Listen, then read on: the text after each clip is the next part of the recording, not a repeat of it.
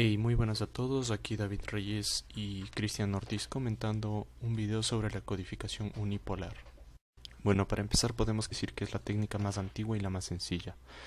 Actualmente no es muy usada. Se denomina unipolar porque usa solamente la polaridad positiva o negativa para representar el uno lógico y un voltaje de cero para representar el cero. Puede ser usada dentro de un ordenador. Funciona muy bien con distancias cortas. Sin embargo, no es adecuada para otras transmisiones gracias a la presencia de corriente continua y a la ausencia del suficiente número de transiciones. Inconvenientes. Componente continua. En la codificación unipolar, la amplitud de la señal no es cero. Esto crea una componente de corriente continua que genera varios problemas como el consumo de energía, generación de calor, desgastes de componentes, entre otros. Falta de sincronismo. Si la señal no cambia durante cierto tiempo, el receptor no puede determinar el principio y el final del bit. Sería el caso de largas cadenas de ceros y unos. Las soluciones más eficaces a estos problemas pasan por el uso de voltajes negativos. Clasificación. En primer lugar tenemos NRZ, donde el nivel de tensión se mantiene constante durante la duración del bit, es decir, no hay transiciones. Esto significa que no hay un retorno al nivel cero de tensión. Tenemos NRZ positivo, donde se utiliza un voltaje positivo para representar el 1. En cuanto al NRZ negativo, se utiliza un voltaje negativo para representar al 1.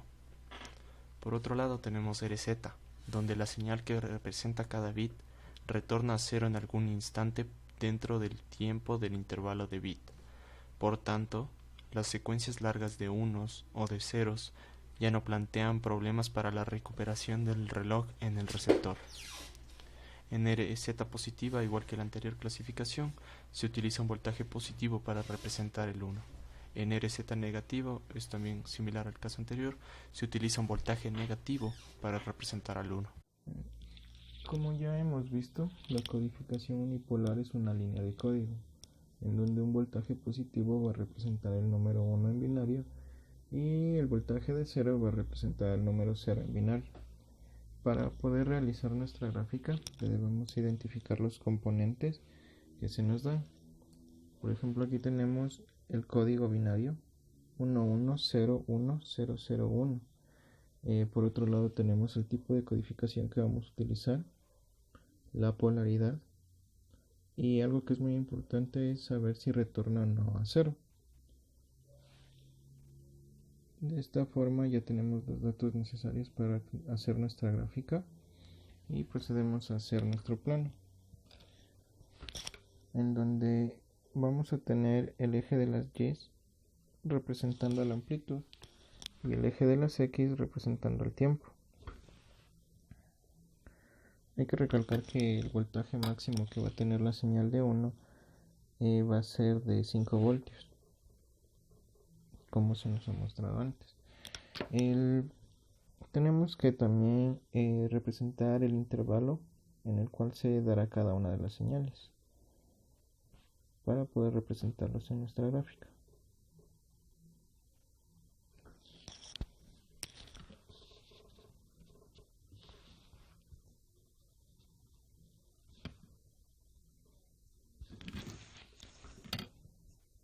Graficamos también el máximo de voltaje y vamos a ubicar cada uno de los intervalos y de señales que se van a dar en nuestra gráfica. Tenemos dos unos, un 0, nuevamente un 1, 0 y 1. Según la teoría que ya fue explicada, los unos van a tomar el valor del voltaje positivo por la polaridad que ya hemos indicado, y por el retorno esta va a ser continua cuando la señal sea de 1 y cuando sea 0 va a decaer. De esta forma la vamos a graficar.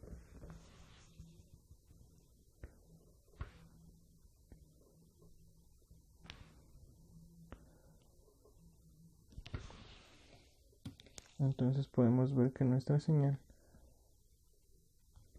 tiene tres intervalos positivos y de la misma forma tiene tres intervalos negativos.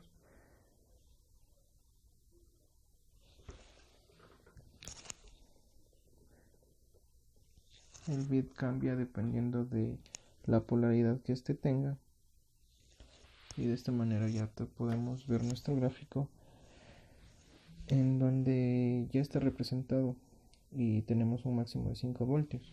Dependiendo de el retorno, la gráfica va a cambiar si es que retorna o no retorna cero. En este caso no retorna cero, por lo que el gráfico va de esta manera.